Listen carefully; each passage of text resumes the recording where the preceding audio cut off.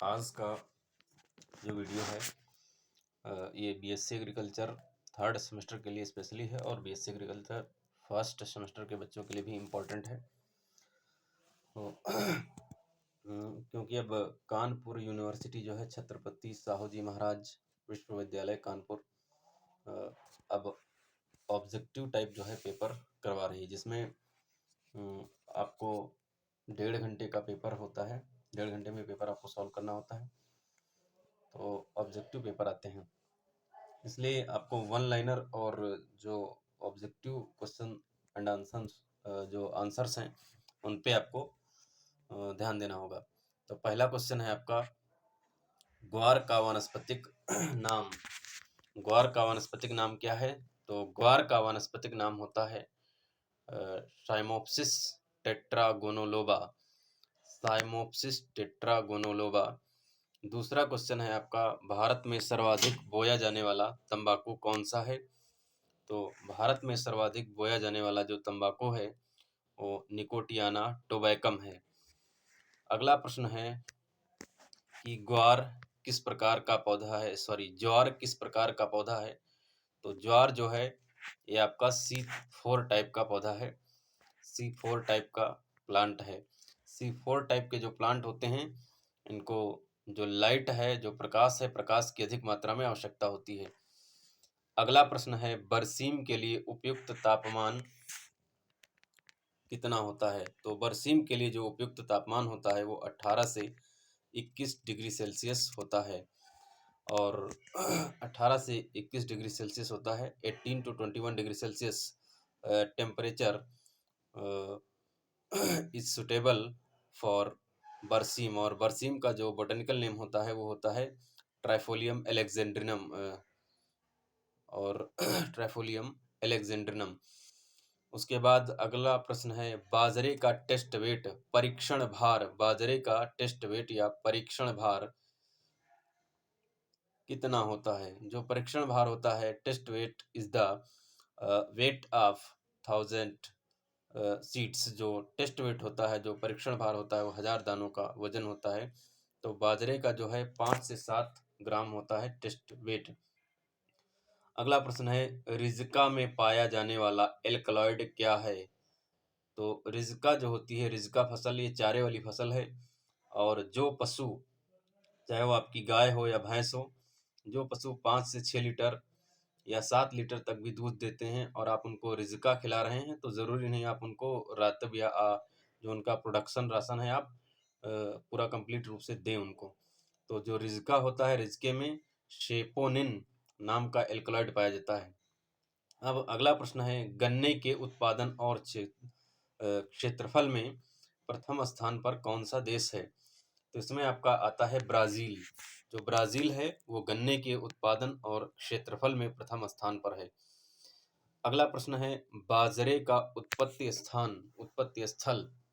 देखिए, उत्पत्ति स्थल भी लिखा हो सकता है, नेटिव प्लेस भी लिखा हो सकता है, जन्म स्थान भी लिखा हो सकता है और ओरिजिन प्लेस भी लिखा हो सकता है। क्वेश्चन में आपको ओरिजिन प्लेस ऑफ बाजरा या नेटिव प्लेस ऑफ बाजरा या उत्पत्ति स्थल बाजरे का या जन्म स्थान ऐसे करके कुछ भी पूछ सकता है। तो ये आपका होगा मैक्सिको। मैक्सिको जो है बाजरे का उत्पत्ति स्थान है। और अगला प्रश्न आपका है, बहुत अच्छा क्वेश्चन है, ब्रेड व्हीट का वानस्पतिक नाम। जो चपाती गेहूं होता है जिसकी हम लोग रोटी खाते हैं उसका वैज्ञानिक नाम, तो उसका जो वैज्ञानिक नाम होता है ट्रिटिकम एस्टिवम होता है। ऐसे ट्रिटिकम ड्यूरम होता है, ट्रिटिकम मोनोकोकम होता है, ट्रिटिकम डाइकोकम होता है। गेहूं की कई सारी जो है स्पीसीज होती हैं। उसके बाद अगला क्वेश्चन है आपका, जई में, जो जई होती है जई में पौधरोपण की दूरी कितनी रखी जाती है?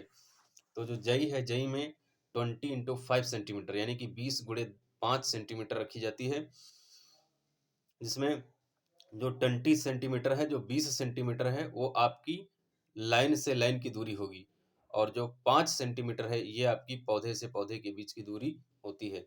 इसको हम प्लांटिंग डिस्टेंस बोलते हैं। एक दूसरी डिस्टेंस और होती है जिसको पृथक्करण दूरी या आइसोलेशन डिस्टेंस कहा जाता है। जो पृथक्करण दूरी होती है वो जब हम या फिर जो ब्रीडर होते हैं, प्लांट ब्रीडर, वो जब हाइब्रिड सीड प्रोडक्शन करते हैं जब संकर बीज का उत्पादन करते हैं उस समय उसको मेंटेन किया जाता है। वो दूरी मीटर में होती है। जैसे धान की है 3x3 मीटर, 3x3 मीटर होती है, 3x3 मीटर। तो उसमें जो है जेनेटिक प्योरिटी, आनुवंशिक शुद्धता को बनाए रखने के लिए वो डिस्टेंस होती है, ताकि एक के परागकण एक किस्म, जैसे मान लिया आपकी गेहूं की, आपकी है स्पैरो किस्म है गेहूं की, और दूसरी गेहूं की किस्म है आपकी PBW 343। तो दोनों के बीच की दूरी जैसे गेहूं की भी 3x3 मीटर होती है। तो वह दूरी, जिससे कि एक जो किस्म है उसके परागकण दूसरे किस्म के वर्तिकाग्र पर ना गिरने पाए, जो बीच की डिस्टेंस होती है उसको मेंटेन करने के लिए जो डिस्टेंस रखी जाती है उसको आइसोलेशन डिस्टेंस या पृथक्करण दूरी कहा जाता है। वो हाइब्रिड सीड प्रोडक्शन के दौरान रखी जाती है। तो इसके बाद अगला प्रश्न है, जौ में दाने और भूसे का अनुपात क्या होता है? तो ये आपका होता है 1:1.25 होता है। मतलब एक भाग होगा आपका दाना और 1.25 पार्ट जो होगा वो आपका होगा भूसे का। उसके बाद अगला प्रश्न है, रिज़्का मुख्य रूप से किस सीजन की फसल है? किस सीजन की फसल है? तो ये रिज़्का जो है आपकी रबी सीजन की क्रॉप है। ठीक है। अगला प्रश्न है आपका, निम्न में से गेहूं का बोना जीन है? अगला प्रश्न दिया है, तो उसमें ऑप्शन में दे रखा है ओपेक 2, डीजीवू, जियाटिन, नॉरिंटेन। तो जो ओपेक वो होता है वो आपका पर्ल मिलेट में होता है, सॉरी, और डीजी जो जीन होता है वो आपका होता है धान में, और नॉरिंटिन जो जीन होता है वो बोनेपन के लिए उत्तरदायी होता है, रिस्पॉन्सिबल होता है गेहूं में। और साइल अगला क्वेश्चन है, साइलेज बनाने के लिए सबसे अच्छी फसल कौन सी मानी जाती है? तो इसमें चार ऑप्शन दे रखे हैं पेपर में आपके, एक है रिजका, दूसरा है सनई, तीसरा है बरसीम, चौथा है मक्का। तो मक्का सबसे बेस्ट मानी जाती है साइलेज बनाने के लिए। अगला प्रश्न है, हे बनाने के लिए सबसे उपयुक्त फसल कौन सी है? ऑप्शन में है मक्का, रिजका, बरसीम, सनई। तो हे बनाने के लिए जो सबसे उपयुक्त फसल है वह आपकी है बरसीम।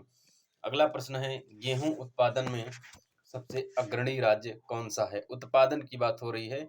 ऑप्शन में आपके दे रखा है मक्का, वो ऑप्शन में आपके दे रखा है गेहूं उत्पादन में अग्रणी राज्य जो है, इसमें स्टेट के नाम दे रखे हैं हरियाणा, उत्तर प्रदेश, पंजाब, और फोर्थ ऑप्शन जो दे रखा है नन ऑफ दीज, या इनमें से कोई नहीं। ठीक है। तो इसमें आपका गेहूं उत्पादन में जो सबसे प्रथम स्थान पर जो राज्य आता है वो आपका उत्तर प्रदेश आता है। अगला प्रश्न है, जई का कुल है? देखिए कुछ ऑप्शन ऐसे दे रखे होते हैं जिसमें आपको लगेगा कि थोड़ा सा कंफ्यूज करने के लिए दिए जाते हैं। जैसे ये क्वेश्चन पूछ दिया गया है, जई का कुल है। तो जई का जो कुल है उसमें ऑप्शन में दे रखा है ग्रेमिनी, दूसरा दे रखा है पोएसी, तीसरा दे रखा है घास कुल, तीनों एक ही हैं। चौथा ऑप्शन दे रखा है ऑल ऑफ दीज, इनमें से सभी। तो इसमें आपका सही होगा इनमें से सभी। ठीक है। उसके बाद अगला प्रश्न है, भारत में सर्वाधिक उगाया जाने वाला जो गन्ना है कौन सी गन्ने की स्पीसीज है? उसमें पहली स्पीसीज दे रखी है सैकेरम साइनेंस, और दूसरी दे रखी है सैकेरम रोबस्टम, तीसरी दे रखी है सैकेरम स्पोनेटियम, सैकेरम स्पोनेटियम, और अगली जो दे रखी है वो दे रखी है आपकी सैकेरम ऑफिशिनेरम। तो जो सैकेरम ऑफिशिनेरम होता है इंडिया के अंदर सबसे ज्यादा वही उगाया जाता है। अगला प्रश्न है, ग्वार कौन सी जलवायु की फसल है? जो ग्वार होती है आपकी, इसको किस प्रकार की जलवायु सुटेबल रहती है इसके लिए? तो शुष्क, आर्द्र, शीतोष्ण और उपरोक्त सभी, चार ऑप्शन दे रखे हैं, शुष्क, शीतोष्ण, आर्द्र और उपरोक्त सभी। तो इसमें जो आपका ऑप्शन होगा वो शुष्क ऑप्शन सही होगा, ड्राई, ग्वार के लिए ड्राई। ठीक है। और अगला प्रश्न है, ज्वार की वृद्धि हेतु उपयुक्त तापमान है? जो आपका ज्वार होता है जो, उसके लिए उपयुक्त तापमान क्या होना चाहिए? ठीक है। उसके वृद्धि के लिए, डेवलपमेंट के लिए, ग्रोथ के लिए। तो इसमें पहला ऑप्शन दे रखा है 15 से 20 डिग्री सेल्सियस, और दूसरा ऑप्शन दे रखा है 20 से 26 डिग्री सेल्सियस, और तीसरा ऑप्शन दे रखा है 26 से 30 डिग्री सेल्सियस, और चौथा ऑप्शन दे रखा है 30 से 35 डिग्री सेल्सियस। तो इसमें जो ऑप्शन आपका सही होगा वो 26 से 30 डिग्री सेल्सियस वाला ऑप्शन जो है वो आपका करेक्ट माना जाएगा। अगला प्रश्न है आपका रिजके का मुख्य खरपतवार क्या है? तो जो रिजका फसल है उसका मुख्य खरपतवार जो है उसकी बात हो रही है। ऑप्शन में दे रखा है ओरोबंकी, अमरबेल, स्ट्राइगा और लोरेंथस। तो आपका इसमें ऑप्शन अमरबेल सही होगा। अगला प्रश्न पूछ रखा है बाजरे की बीज दर क्या होती है? तो ऑप्शन में 1 से 2 किलोग्राम प्रति हेक्टेयर, दूसरा ऑप्शन है 10 से 12 किलोग्राम प्रति हेक्टेयर, तीसरा ऑप्शन है 15 किलोग्राम प्रति हेक्टेयर और जो चौथा ऑप्शन है आपका इसमें पूछा गया है बताया गया है 4 से 5 किलोग्राम प्रति हेक्टेयर। तो जो फोर्थ ऑप्शन है वो आपका करेक्ट माना जाएगा, 4 से 5 किलोग्राम प्रति हेक्टेयर बाजरे की बीज दर होती है।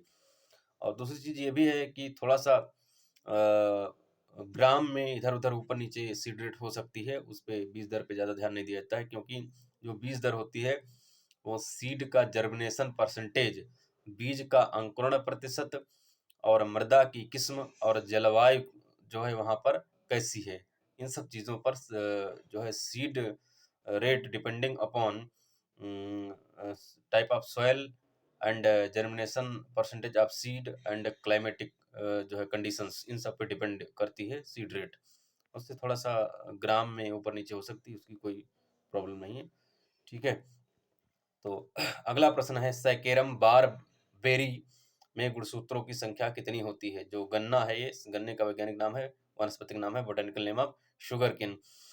तो 2n बराबर दे रखा है 80, 80 दे रखा है, 124 124 दे रखा है, 82 82 दे रखा है और 54 54 दे रखा है। तो इसमें आपका ऑप्शन सही होगा 82 82। अगला प्रश्न है बाजरा बुआई के कितने दिन में कटाई के लिए तैयार हो जाता है? जो बाजरे की फसल है वो बुआई के कितने दिनों के बाद तैयार हो जाती है? तो पहला ऑप्शन दे रखा है 115 से 130 दिनों के बाद, दूसरा ऑप्शन दे रखा है 80 दिनों के पश्चात, तीसरा ऑप्शन दे रखा है 90 से 110 दिनों के बाद, चौथा ऑप्शन दे रखा है 130 से 140 दिनों के बाद। तो ये इसमें आपका सही होगा 90 से 110 दिनों के बाद। अगला प्रश्न है जई की चारे के लिए बीज दर क्या है? तो पहला ऑप्शन है 40 किलोग्राम प्रति हेक्टेयर, दूसरा ऑप्शन है 60 किलोग्राम प्रति हेक्टेयर, तीसरा ऑप्शन है 100 किलोग्राम प्रति हेक्टेयर और चौथा ऑप्शन है 120 किलोग्राम प्रति हेक्टेयर। तो इसमें आपका जो ऑप्शन है सही होगा सी, 100 किलोग्राम प्रति हेक्टेयर जई की चारे के लिए बीज दर होती है। अगला प्रश्न है आपका ज्वार के पुष्पक्रम का प्रकार। ज्वार का जो पुष्पक्रम है वो किस प्रकार का होता है? तो इसमें ऑप्शन एक दे रखा है पेनिकल, दूसरा दे रखा है करियोप्सिस और तीसरा जो ऑप्शन दे रखा है सिल्कुआ दे रखा है, चौथा ऑप्शन दे रखा है सोलेट्री। तो ज्वार का जो पुष्पक्रम होता है सभी लोगों को पता है कि पेनिकल होता है। पेनिकल होता है, कई बार आप पढ़ भी चुके हैं, फर्स्ट सेमेस्टर में भी बताया जा चुका है। अगला प्रश्न है जौ की उत्परिवर्तित या उत्परिवर्तन से विकसित जो किस्म है वो कौन सी है? जौ की उत्परिवर्तन से विकसित की गई किस्म कौन सी है? तो इसमें RD2025 दे रखा है, हिमानी दे रखा है, अल्फा डैश 93 दे रखा है और BM10 दे रखा है। तो जो जौ की उत्परिवर्तन से विकसित की गई किस्म है वह है आपकी BM-10 है। अगला प्रश्न है गेहूं का परीक्षण भार कितना होता है? तो गेहूं का जो परीक्षण भार होता है वो आपका होता है 40 ग्राम। और एक खरपतवार होता है गेहूं का मामा, जिसको नकलची खरपतवार भी कहा जाता है, गुल्ली डंडा भी कहा जाता है, उसका वैज्ञानिक नाम फाइलेरिस माइनर होता है। तो जो गेहूं के मामा का परीक्षण भार होता है वह होता है 25 ग्राम। गेहूं के परीक्षण भार में चार ऑप्शन दे रखे हैं, एक 40 ग्राम दे रखा है, एक 30 ग्राम दे रखा है, दूसरा 20 ग्राम दे रखा है और आपका दे रखा है 10 ग्राम भी दे रखा है, तो उसमें 40 ग्राम सही है। अगला प्रश्न है बरसीम की देरी से बुआई के लिए बीज दर कितनी होती है? तो पहला ऑप्शन है 15 से 20 किलोग्राम प्रति हेक्टेयर, दूसरा ऑप्शन है 25 से 30 किलोग्राम प्रति हेक्टेयर, तीसरा ऑप्शन है 15 से 20 किलोग्राम प्रति हेक्टेयर हो गया, दूसरा हो गया 25 से 30 किलोग्राम प्रति हेक्टेयर, तीसरा ऑप्शन दे रखा है 20 से 25 किलोग्राम प्रति हेक्टेयर, चौथा ऑप्शन दे रखा है आपका 35 किलोग्राम प्रति हेक्टेयर। तो आपका चौथा ऑप्शन सही होगा 35 किलोग्राम प्रति हेक्टेयर। ये बरसीम के लिए बीज दर मानी गई है। अगर आप देरी से बुआई करेंगे, समय से आप बुआई नहीं कर पाते हैं किन्हीं कारणों की वजह से, तो 35 किलोग्राम प्रति हेक्टेयर जो बीज दर है आपकी बरसीम के लिए, बरसीम चारे वाली फसल है तो इसके लिए आपकी ये अच्छी मानी जाती है, बीज दर आपको इतनी ही रखनी है। इससे कम बीज दर पे फिर आपकी चारे की फसल कंप्लीट नहीं हो पाएगी।